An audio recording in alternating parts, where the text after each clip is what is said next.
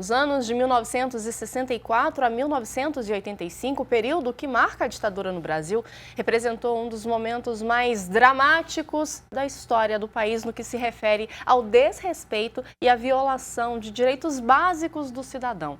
A gente tem um depoimento da dona Vera Lúcia da Costa Bueno, que viveu durante o regime militar e conta um pouco da sua experiência pra gente. Vamos acompanhar.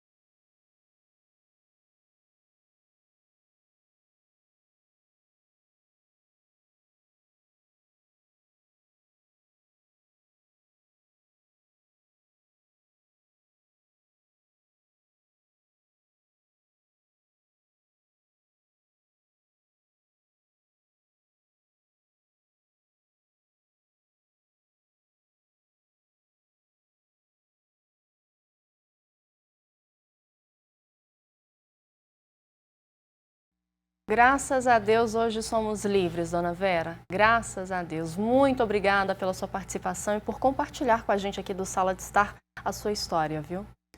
Exatamente. Histórias como a da dona Vera Lúcia, infelizmente, se repetiram por todo o país durante a ditadura. Depois de assumirem o poder por meio de um golpe de Estado, os militares eles consolidaram um regime político ditatorial que reprimiu violentamente movimentos trabalhistas e os grupos de oposição. E a Igreja Católica teve um papel importante neste momento. E é sobre isso que a gente conversa agora com o Padre Samuel Fidelis, pró-reitor do Santuário Basílica Nossa Senhora da Piedade. Boa tarde, Padre Samuel, seja bem-vindo. Boa tarde, Rafael. Boa tarde, Vanessa. É uma alegria estar com vocês e também com todos aqueles que estão conosco nesse programa que é uma delícia e que nos oportuniza, né? Tratar com leveza, mas também com profundidade, um assunto tão pertinente como esse. Padre Samuel, eu queria já começar perguntando para o senhor o papel da igreja na oposição à violenta repressão que o governo teve contra grupos que se opunham ao regime instaurado. Então, em primeiro lugar, é preciso fazer um disclaimer. Nós sempre temos que ter o cuidado de fazer juízo sobre a história. No primeiro momento, a Igreja Católica, na perspectiva institucional, como outras instituições, apoiou a ditadura militar. O influxo dos movimentos na proteção pela família, propriedade, a terra, a TFP e tantos outros, entendendo que havia ali um risco, né, do comunismo e também o risco de dissolução de valores importantes e por aí vai. Depois, ao longo do tempo, a Igreja foi tendo consciência do que estava ali acontecendo como excesso. E nós tivemos expoentes muito intensos, muito candentes, sobretudo com os dominicanos, de uma oposição a este regime ditatorial. E a Igreja, então, foi se tornando, sobretudo nos movimentos de base, sobretudo nas comunidades, com pensadores, sobretudo das congregações religiosas também, entendendo que seria necessário enfatizar a liberdade e que nada legitima a opressão, a morte, a tortura, porque o CEO da empresa, o fundador, foi um torturado, Jesus Cristo. Então, a Igreja trairia a sua origem se ela fosse a favor de um movimento ou de um regime político de tortura, de repressão, de violência e de morte. E queria que você contasse pra gente como que a experiência, né, da Igreja Católica durante a ditadura, como que isso foi levado para o depois, pós, né, a redemocratização do país. Como que a Igreja Católica trouxe de experiência disso, né, para as suas atividades em pastorais pós esse momento? Então, a Igreja Católica, ela tem sempre uma função de ser opositora. Isso é muito interessante. Quando Cristo diz dar a César o que é de César, ele instaura muito bem isso. Todos os regimes são falíveis, todos são limitados. A Igreja nunca estará confortável num conchavo político, jurídico e por aí vai. Então, eu queria destacar, abrir um pouco, por exemplo, aqui no Brasil, nós tivemos mais ligado à perspectiva de movimentos de esquerda, progressistas antes de tudo, e uma presença da Igreja Católica mais forte nessa perspectiva. Mas nós tivemos ditaduras em outros lugares do mundo, consideremos a Nicarágua, e nós temos um santo, Santo Oscar Romero, que também se opôs lá se opondo mais uma perspectiva, ele, mais conservador. Então veja, a Igreja Católica, seja se ela está mais conservando, seja ela está mais progressista, ela é contra qualquer regime de violência e de morte, né? Então, valorizamos esse papel e vemos como em diversos locais, e aqui no Brasil também, com bastante pujança, a Igreja Católica se coloca contra tudo que é contra o reino de Deus. Para além de uma orientação política desse ou daquele lado, porque dá a impressão, quando a gente fala que a Igreja é contra a ditadura, que ela está um pouco mais à esquerda, Igreja Comunista, Igreja Vermelha, Dominicanos e por aí vai. Não, nós somos contra tudo aquilo que representa violência, opressão e morte. Então, diria que a Igreja foi um grande instrumento, né, de oposição a esse regime que, sobretudo ali com seus AIs, né, os atos institucionais, causou tanto mal ao país. Com certeza. Com certeza. Bom, o Padre Samuel agora ele vai continuar aqui respondendo algumas perguntas sobre esse tema, mas agora as dúvidas é do pessoal de casa e das ruas. É a hora do nosso quadro Padre Nosso.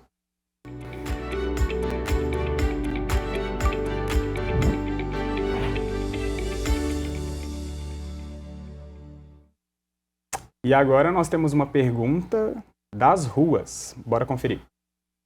Como a igreja atuou sobre as vítimas da ditadura militar?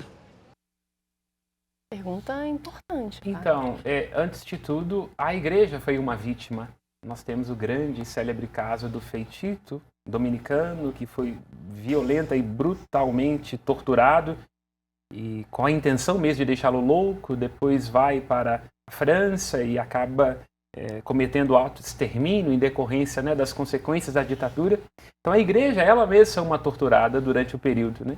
E procurou ser sempre próxima, sendo voz, sobretudo aquelas pessoas que estavam sendo vitimizadas, torturadas, com vários expoentes aqui, que se colocaram contra, né? Então eu diria que a igreja, nesse momento, sobretudo mais intenso, mais violento da ditadura militar, esteve ao lado do sem voz, do sem vez, e foi tentando, seja com os escritos, seja sobretudo com a sua prática, despertar a lucidez, né?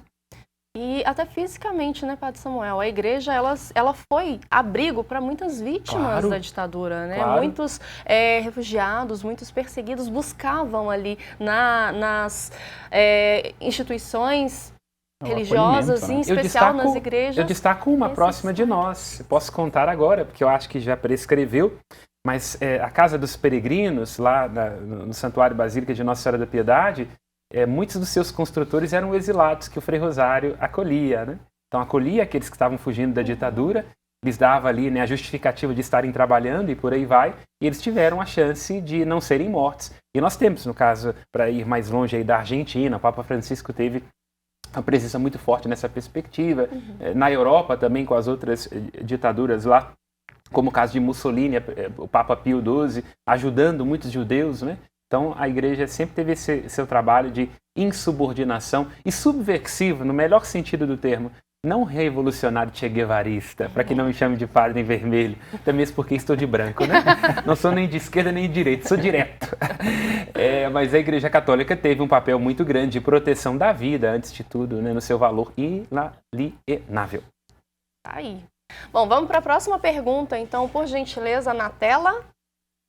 Maria Clara está perguntando: recentemente, quase tivemos uma ruptura da democracia. Como que o senhor estava vendo isso, né? E aí eu imagino que a Maria Clara está se referindo a janeiro de 2023. Eu diria, em primeiro lugar, achei interessante aí o erro estilístico, né? O Senhor com S maiúsculo, que aí não é eu, é o Senhor lá de cima. Com muita tristeza, evidentemente, não é? Jesus é um promotor da vida, um promotor da liberdade. Então, toda vez que nós vemos decair isso, nós temos um problema. Claro, evidentemente, a Igreja Católica, ela não tem um regime que é seu. Não obstante o Papa seja o último monarca absolutista da Europa. Portanto, não sei se podemos dizer que somos os mais democráticos. Mas em sendo monárquicos ou entendendo que há em determinados momentos que há possibilidades de regimes que são humanos, nós não podemos ser autoritários. Então a Igreja Católica, se fiel à sua origem, se fiel aos seus princípios, se fiel ao seu Senhor, com S maiúsculo, não pode admitir tirania, não pode admitir tortura, não pode admitir morte. Então eu vejo com muitos maus olhos, Senhor com S minúsculo, vejo com péssimos olhos essa polarização, essa violência gratuita, essa ditadura, seja de um lado ou de outro, de um monopólio das virtudes e das opiniões. Eu acho que isso não ajuda o debate. E eu fico com o Churchill, né, quando ele diz, olha, a democracia é o pior regime, excetuando todos os outros. Então, quer dizer, não é bom esse negócio de ter que votar, e aí o candidato engana a gente, come um pastel com a gente, depois some. Isso é uma bagunça.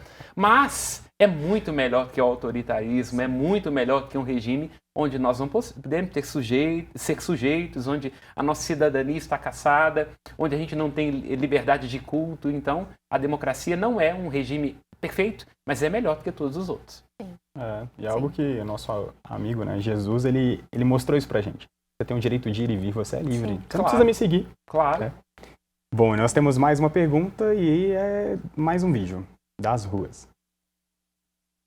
O que são as comissões de justiça e paz criadas pela Igreja durante a ditadura?